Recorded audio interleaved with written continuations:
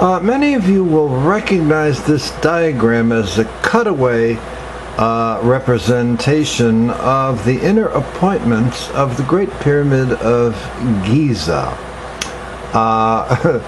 sometimes also referred to as Khufu's pyramid, which is pure, unadulterated nonsense. The pyramid actually is much older than any of the other pyramids that are found dotted throughout the upper part of Egypt, or the lower part as the case may be. And these are only attempts on the part of the Egyptians to duplicate this monumental feat, the only surviving member of the seven wonders of the ancient world. And there's a reason why it was built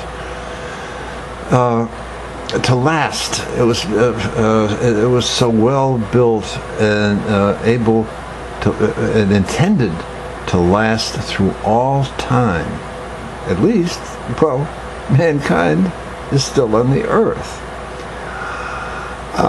The pyramid has proven to be a mystery to scholars and researchers, and a lot of the speculations and theories that people come up with are really some of them are pretty bizarre and really test the limits of the lunatic fringe.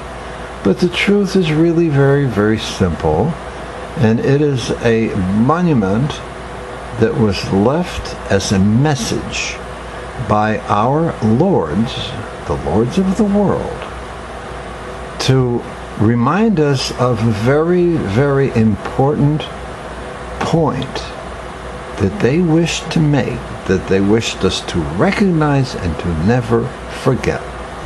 Unfortunately, we did, and we are now living with the consequences of that oversight. The secret of the pyramid was revealed to me in a vision by a man a bearded man, who spoke in a mild voice and in 5 little words gave me the key to understanding. But more about that later. Let's, for now, take a look at this monument and see what we can see. Well, first of all, we see the 3 boxed figures, which are really or what the experts tell us, were points of indecision by the builders of the pyramid. Now, these were matchless geniuses, such a highly technological culture, superlatives in every respect, matchless engineers, stone workers, and above all, visionaries who were able to execute the construction of this monumental this edifice. But the question is, why? Well, for one thing, the expert views that are expressed concerning these 3 locations, the Egyptologists tell us, and these people have a capacity for swallowing nonsense without chewing it and without even blinking. They said that this matchless culture that traveled across space to arrive here couldn't figure out where to bury Khufu. Oh, they thought, well, maybe in the underground crypt. And then, well, as construction went forward, they thought, well, maybe we'll put him in this room here, which you'll notice is connected. And finally, they settled on this room up here, which is the king's chamber. Well, there's problems with that idea, not the least of which is the question of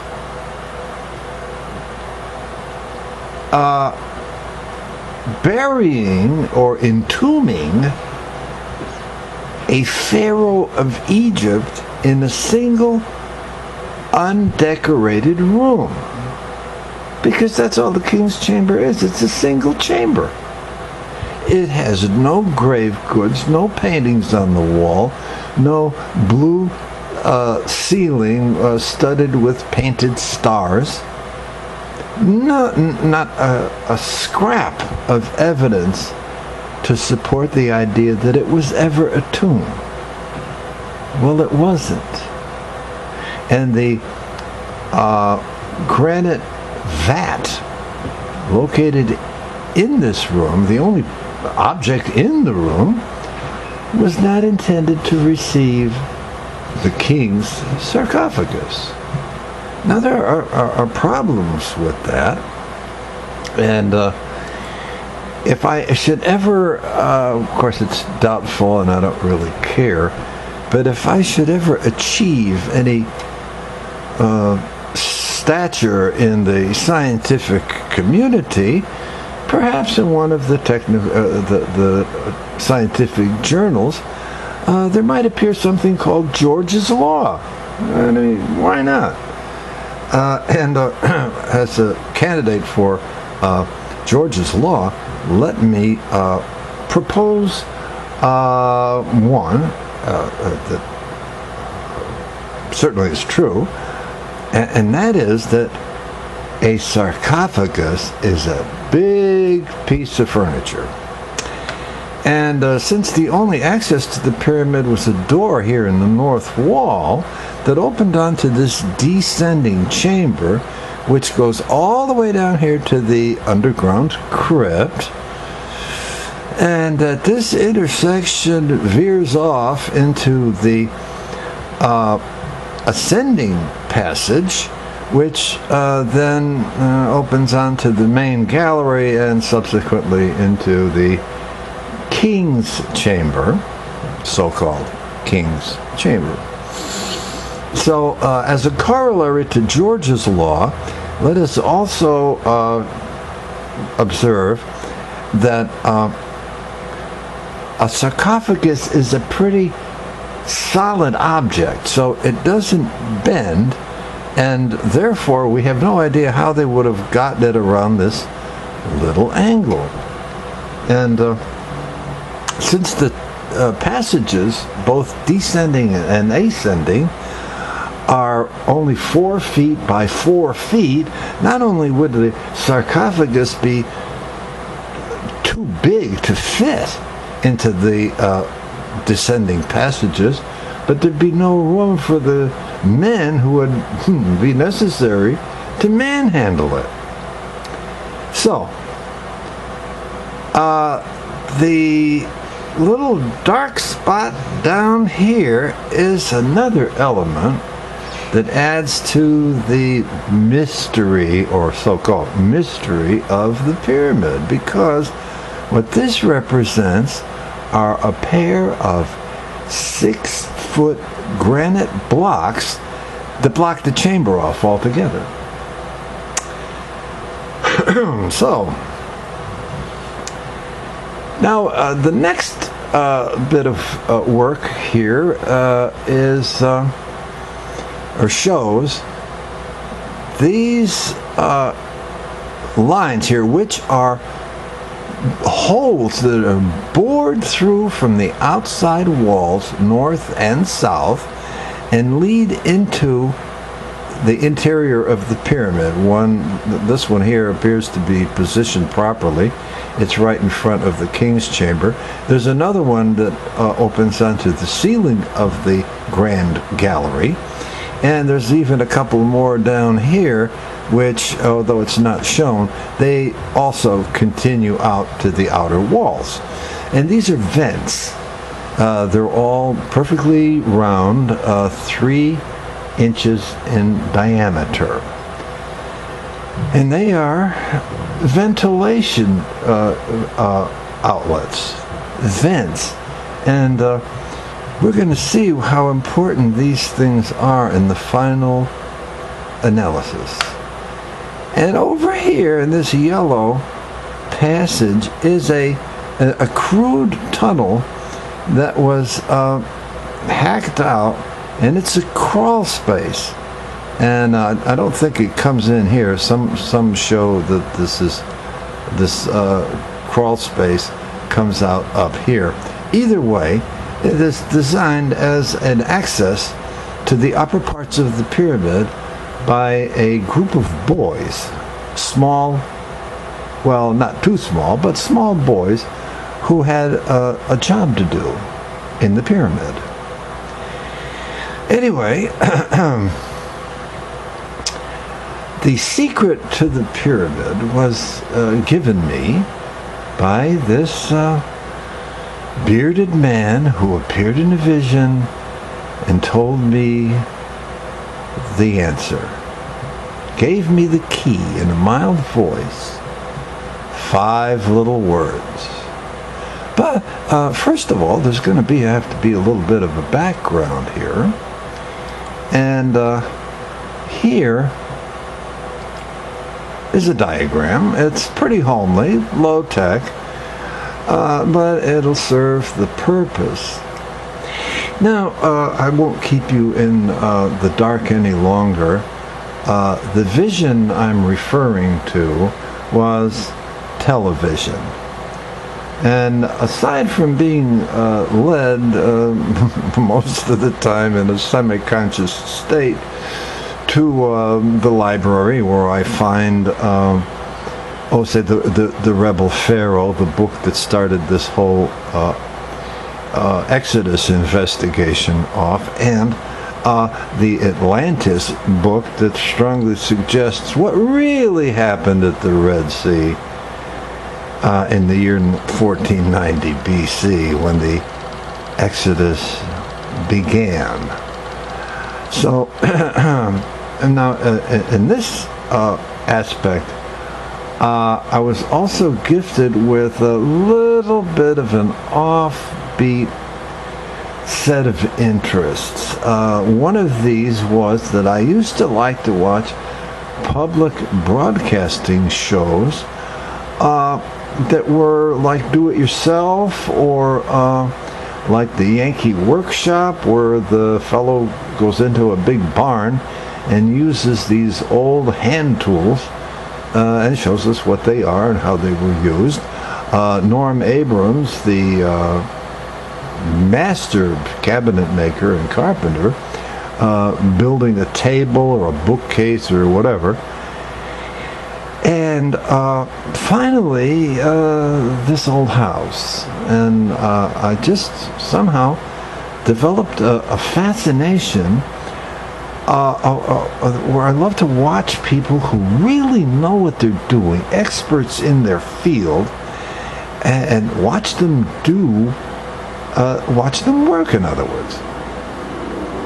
Well, the particular occasion I'm referring to, when I was given the key to understanding, was an episode of This Old House, the original This Old House. And this diagram represents, in theory anyway, the subject of this episode, which was converting a house into a solar home. Well, the centerpiece of the solar home is the atrium. And this is a room with a high ceiling. You might call it a vaulted ceiling, but it's way up there. And it has these vents over here where air can get out. And we just saw some vents, didn't we? Well, what about that? Anyway, the atrium is the southmost room in the house, and its south wall is made entirely of glass, so that every day of the year that atrium gets maximum sunlight. And that's a cheery prospect, but, for every gain there is a cost. So not only do you get the light, but you also get the heat. And, of course, you might like sitting around in a towel and beating yourself on the back with dead branches. But if you don't want to use the room for a sauna and would like to live in it, well, they might have to do something about this hot air.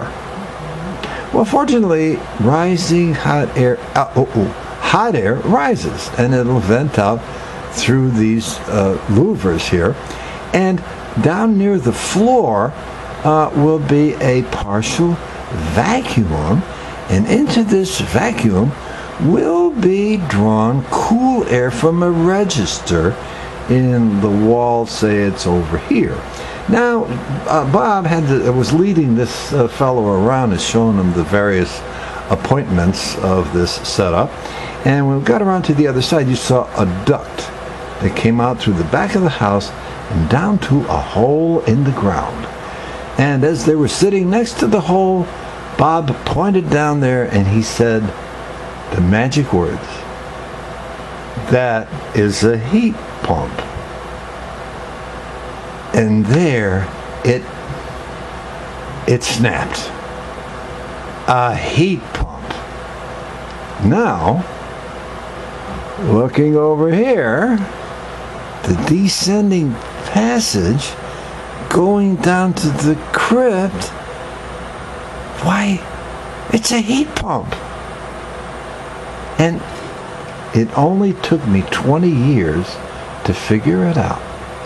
And this was another one of those serendipity moments. I was in the library looking at a finely detailed cutaway, a much better copy of this diagram, and the thought came to mind that this is the key right here. Now, the scientific journals, again, were, to quote another of George's laws, well, the next one I would propose is that it gets pretty goddamn hot in the desert. I mean, in the summertime, it gets like 120 degrees, and I mean, that's brain broiling hot.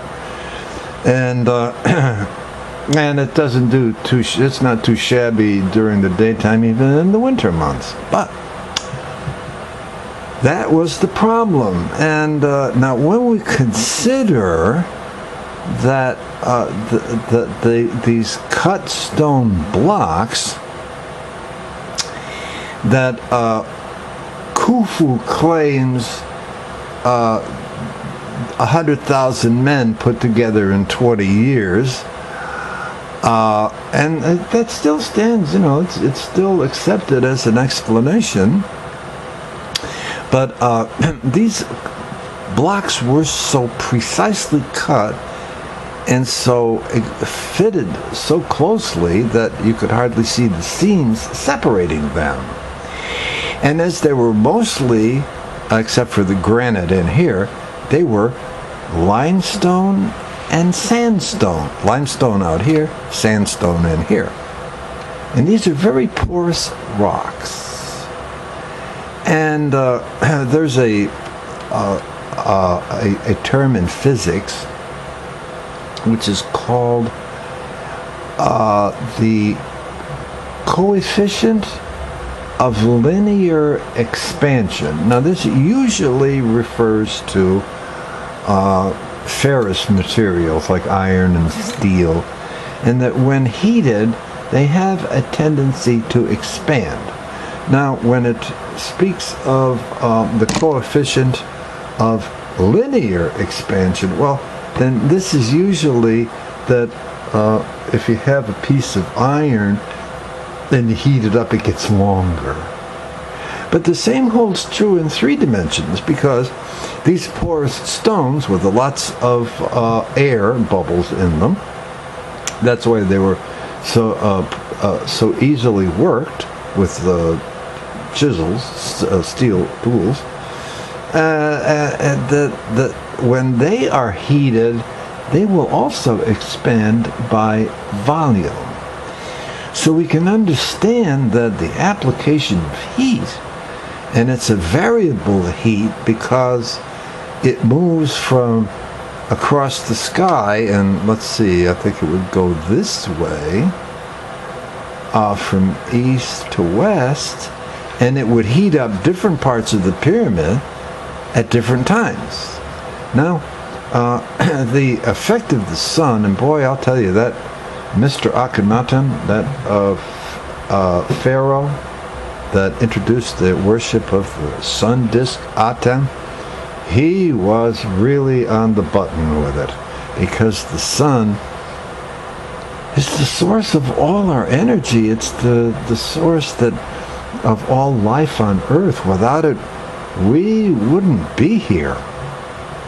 And if you'd like a good example of prayer, why, I'd suggest that you set up a camera out in the yard, if you have a maple tree out there, and set it up nice and early in the morning, and focused on that maple tree, and then take a shot about every half hour throughout the day as the sun crosses the sky, and see what you see.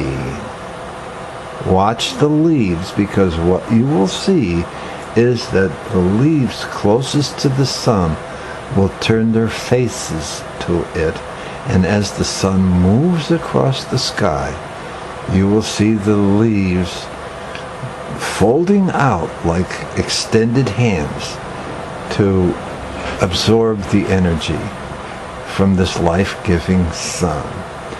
Well, that's the positive side, but now on the negative side, if we got the sun coming across here, heating different parts of the pyramid at different times, well, then you'd have some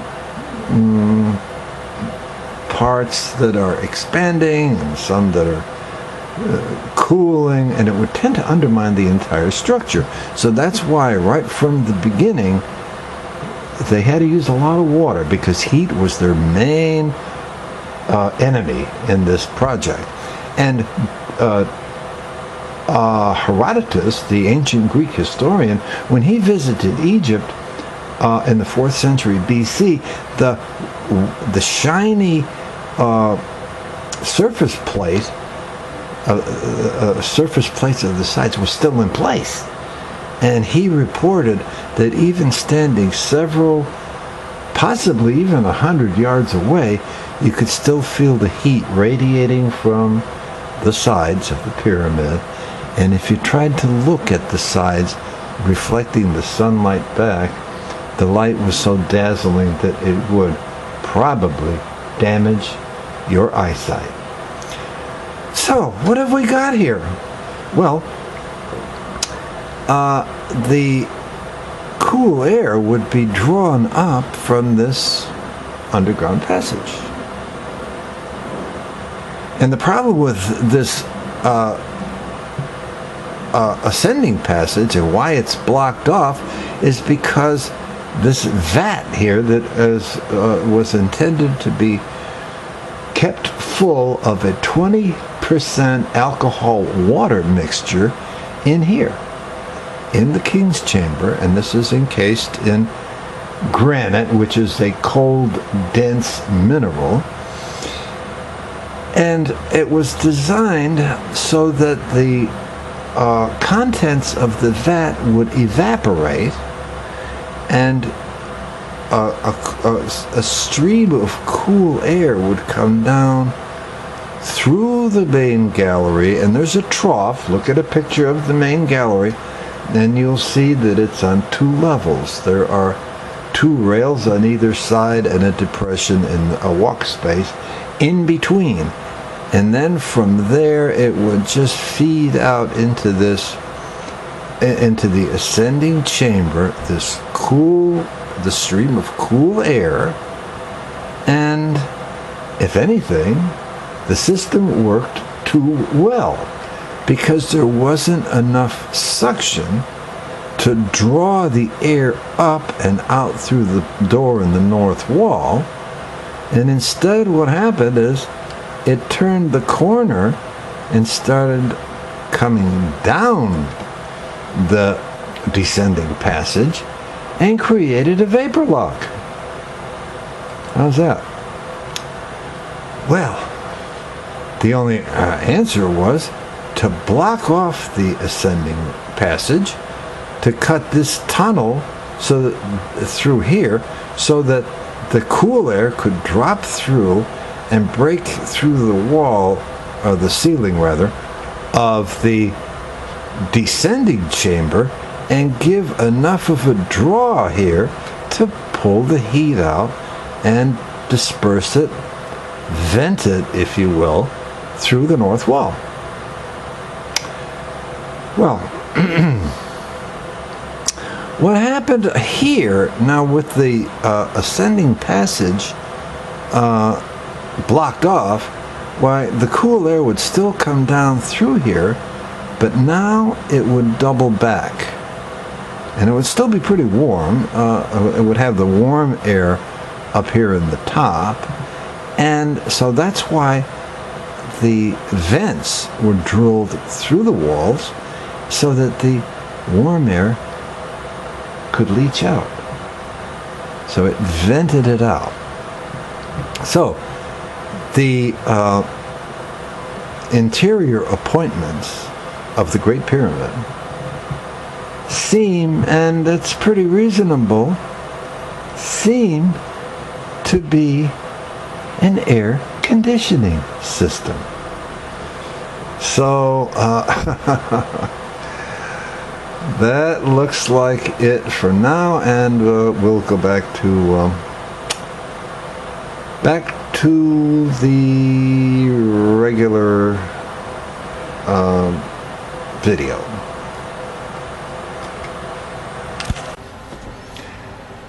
Hello once more.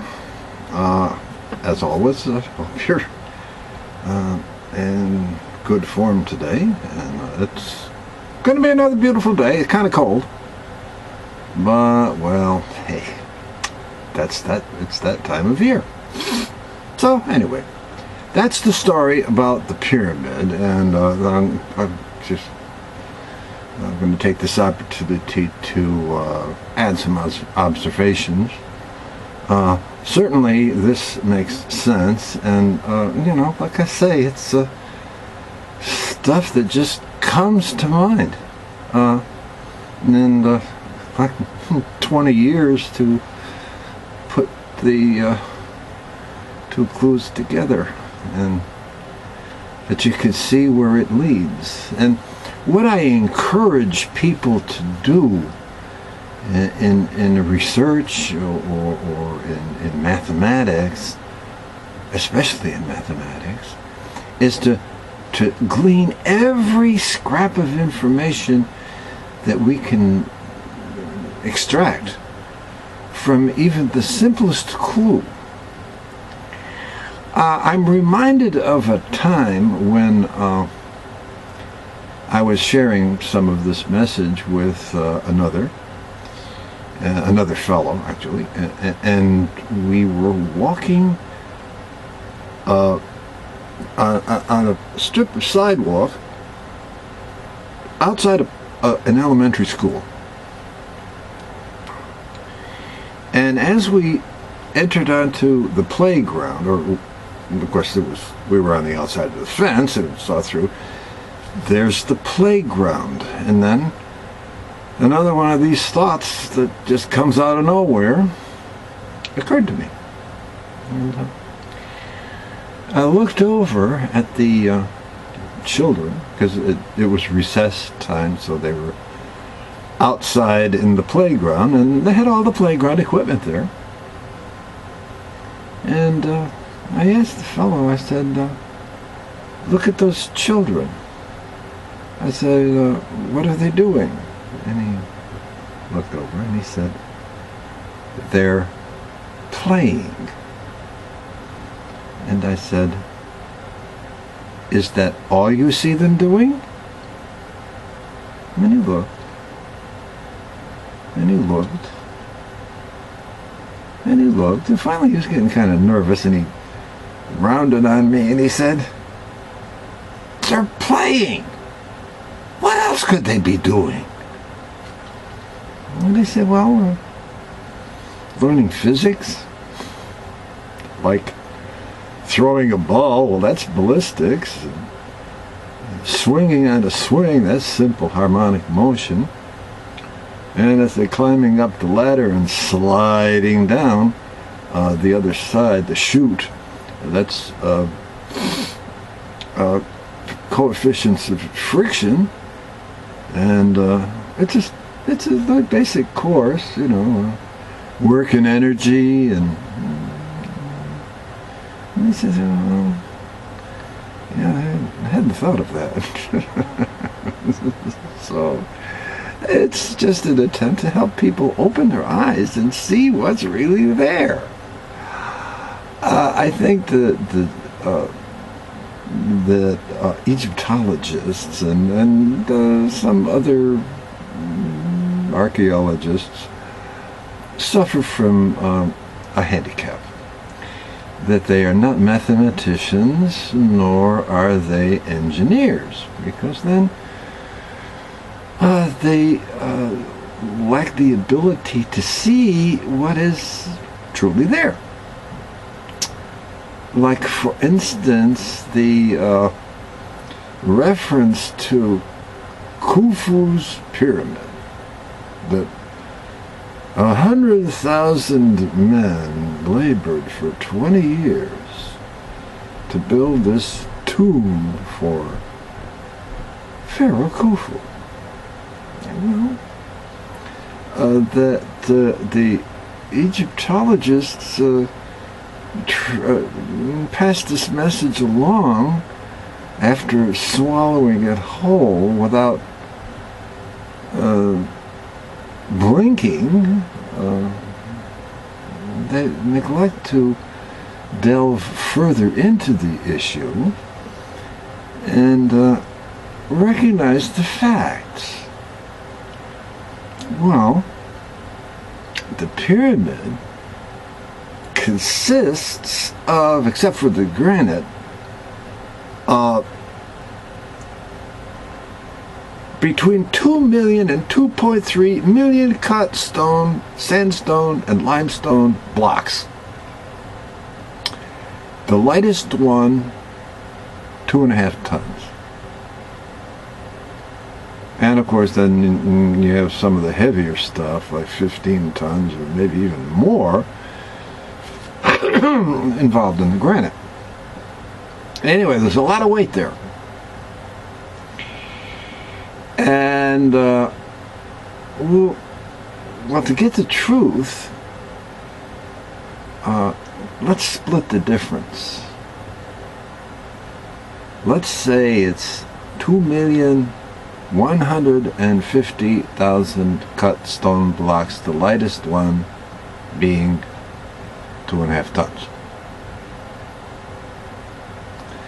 Then let's divide that number by 7,304. And I just had this conversation Saturday about the pyramid with someone, and I said, "What do you think that number is?"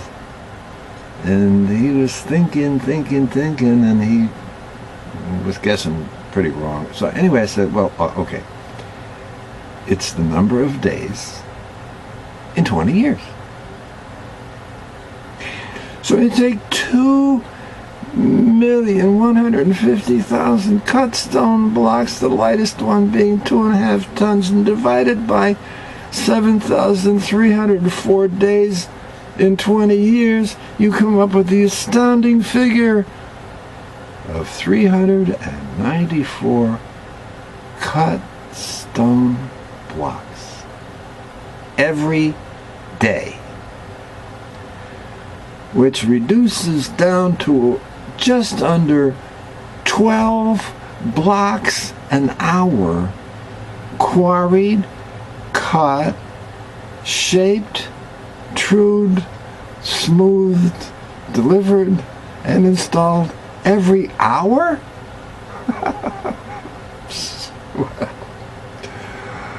Okay. Now the Egyptologists spare no effort either in telling us how limited the Egyptians were. They didn't have iron. They didn't have the wheel. They didn't have oxen. They didn't have the whole bunch of stuff they didn't have. Yet, they built the pyramid. And this is like taking a track star who just broke the 3-minute mile and saying, but he's a paraplegic. And he hasn't got any common sense. And he doesn't know what planet he's on. And then, but despite all these handicaps, he still broke the 3-minute mile. Well, this doesn't make any sense. And again, extracting from every observation the greatest amount of information, well, one of the messages they left us is the pyramid itself. Its shape. We've got two things from this pyramid. First, that they're matchless workers in stone. Secondly, that they knew about the inclined plane, because the pyramid is the convergence of 4 inclined planes. And the inclined plane is one of the physical features with which civilization could not exist. The inclined plane. When you're tightening a screw, that's an inclined plane. It's a spiral plane, but it's inclined. And you gradually go up, and it's used in ramps to push a load up and to keep from having to carry it all the way up. And anyway, it's there. And we can easily imagine that this combination of objects, the inclined plane and the ability to work in stone, might have eventuated into some stone towers that might have been used for specific tasks. And then, of course, the Egyptologists, the experts, that is, tell us that they manhandled these stones and this superlative race of beings, unsurpassed in engineering and construction and everything that goes with it, the planning and the execution, that they couldn't come up with a better way to move stones than to drag them along on sledges. Well, they did use sledges, and if we have time, I might go into a description of how the Great Pyramid was actually built. I have a model up here that I could say just came out of nowhere, and I'll make a video of it later on. But right now, as I've said, this great monument that was meant to last forever bears a message that the Lord's wished us never, never to forget. An injunction that they wanted us, warned us, never, ever to violate. And what's that message? It's the shape of the pyramid itself. It represents the life form of the entire world. Imagine the base being microscopic viruses, plants, animals, bacteria. And all these are in astronomical populations over an endless variety of different species. We can't see them. You could only see them maybe with an electron microscope. And they form the underpinning of the pyramid of life. Now, if you can imagine, instead of a stone structure, a pyramid that is formed by layers of very, very thin onion skin paper. And each of these a level of spiritual acuity. Because down here in purgatory, which is what this earth is, think about it, a little bit of heaven, a little bit of hell, and a whole lot of in between. And we are energy. And energy, according to the three principles of creation, again, they are that in creation, number one, everything moves from the lower value to the higher. It's never lateral, never regressive. It always moves up. And number two, that the energy always progresses from the simpler to the more complex. And finally,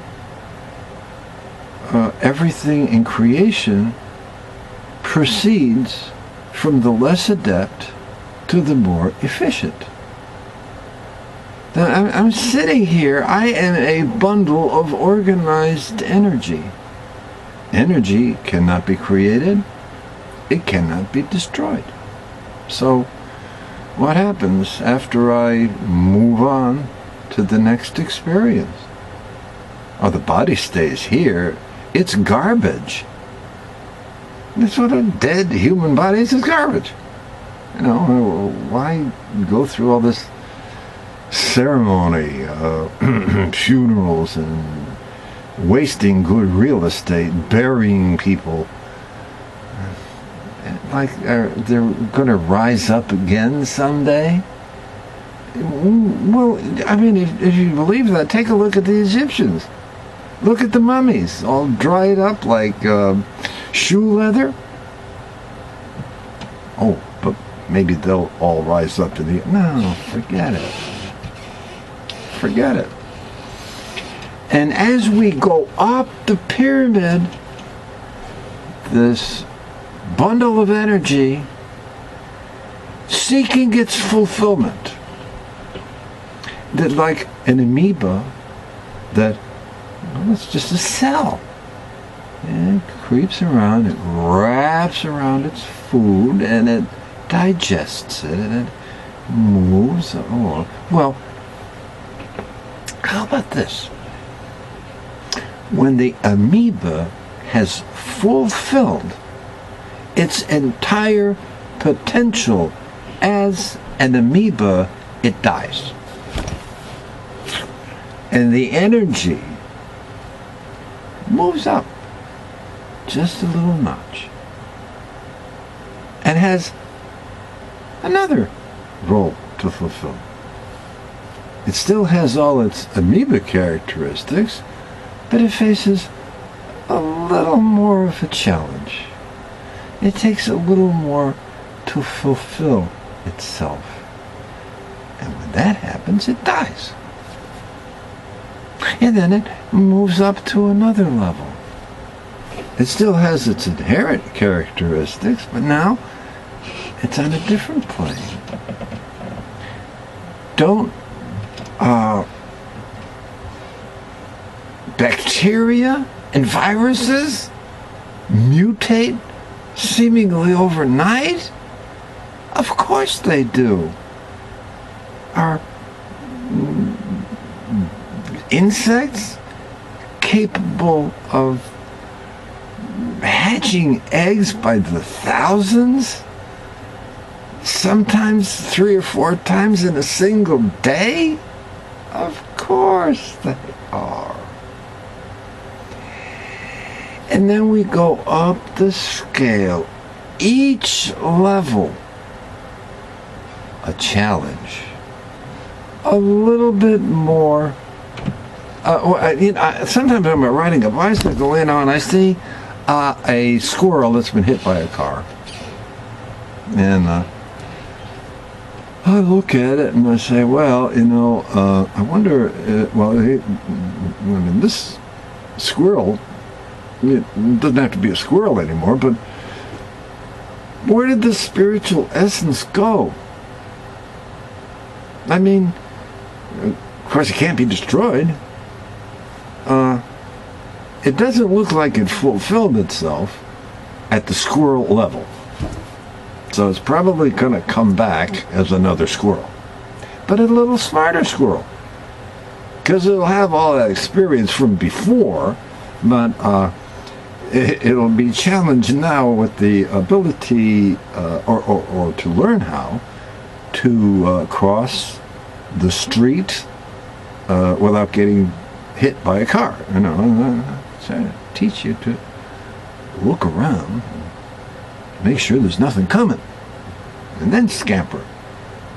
So how many accidents are avoidable but happen because people are so locked into their heads they don't know they don't see the danger that they're coming into, that they're walking into.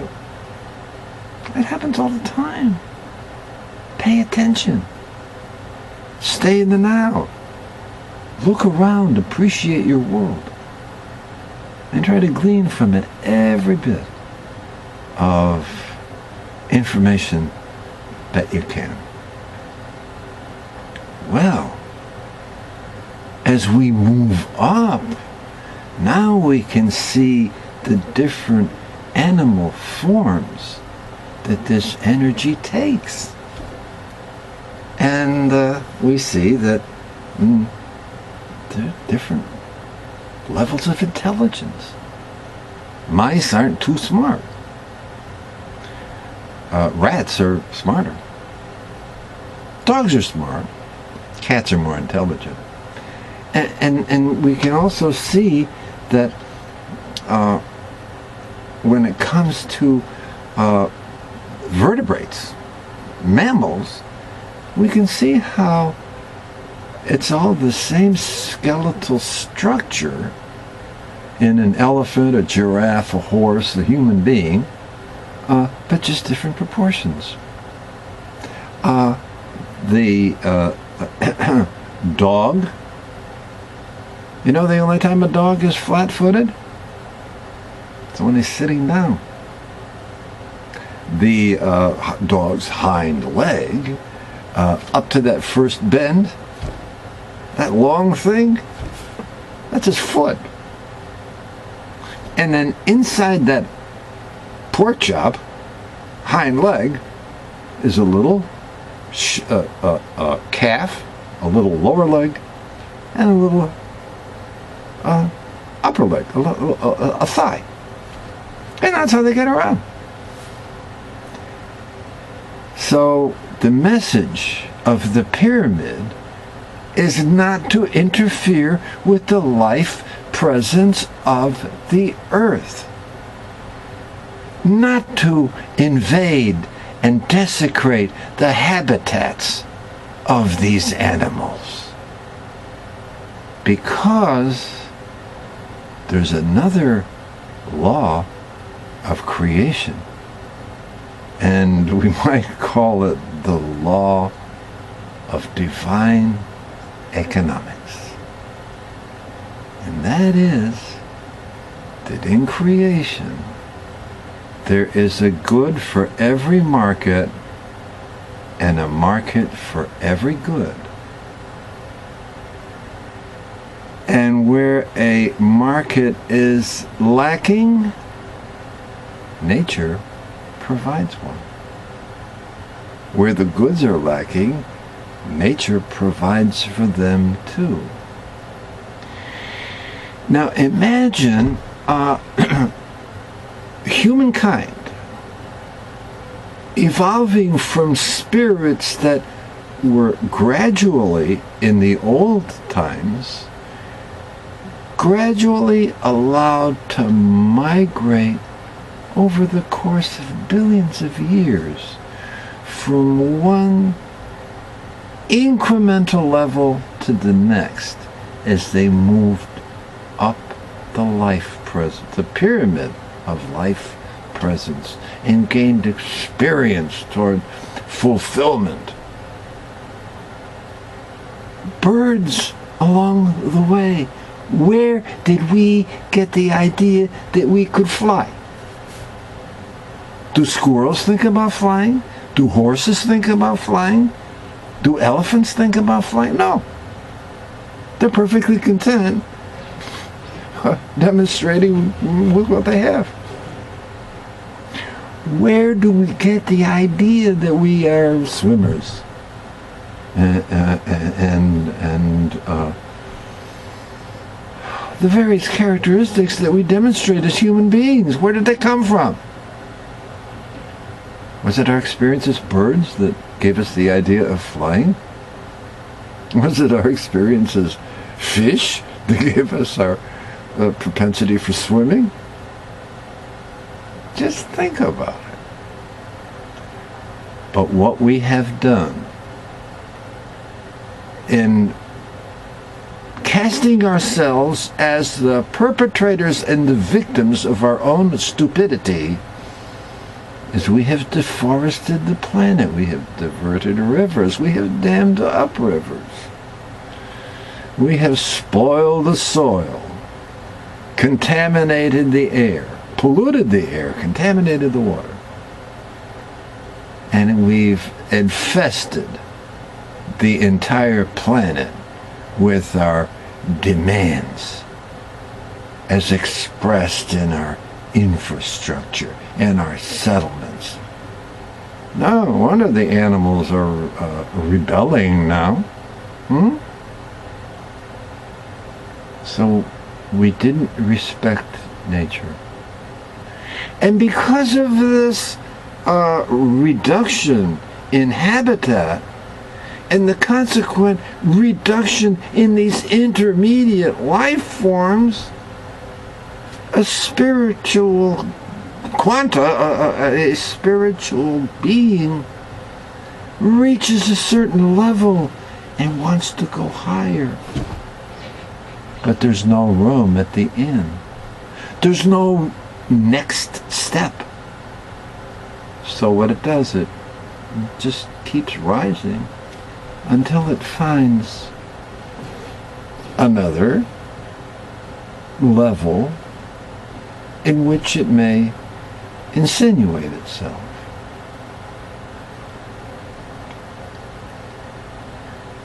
There are 7 billion people on the earth today, and many of them do resemble lower animals, and they can't help it, and it's not a judgment. There's nothing wrong with them, except it was those who didn't have the intermediate levels to get the physical refinements that would have been discovered along the way. And so they retain their old former animal characteristics and what do I call it? A caricature resemblance. It has no bearing on the people. I mean, there's people that look like bulldogs that are perfectly nice people. There are people who look like foxes. There are people who remind you of cats and horses. And if you ever see a strictly obese person walking away, and look at the rear, and then watch an elephant walking away, it's there. So Our job then is to do our best to reverse the damage. And that's why it's so important that we demonstrate the Christ in everyday living. And that we become the messiahs that spread love, the message of hope, the message of kindness and community and caring and empathy. It's becoming saviors, and through the golden rule, helping to save our brothers and sisters from the assaults of their own lower natures. And it's being redeemers. And like I said before, to spend time to comfort the afflicted.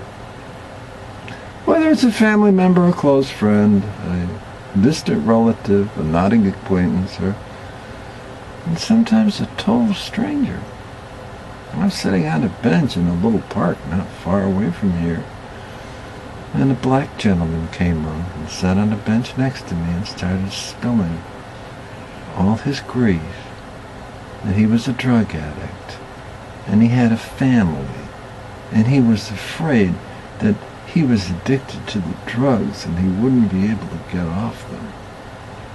And I offered to take him to some place where he could get some help. And he declined, got up and left again. I did my best. It didn't work then, but I have a hope that he found his way as I found mine. Almost 34 years ago.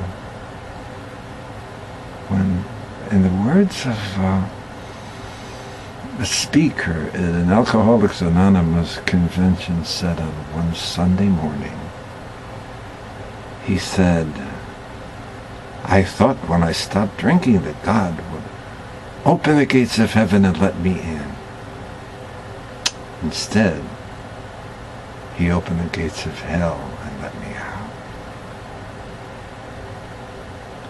Let's open those gates of hell and let ourselves out. And let us, working together, bring about the paradise that was lost, found again. So again, I do wish you all the happiness in the world. Have the best day ever. Don't worry. Be happy. And so long.